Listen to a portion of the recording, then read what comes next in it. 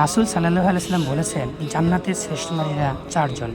১. মারিয়াম আলাইহিস সালাম, যিনি ছিলেন এক পবিত্র তাকওয়াবান নারী।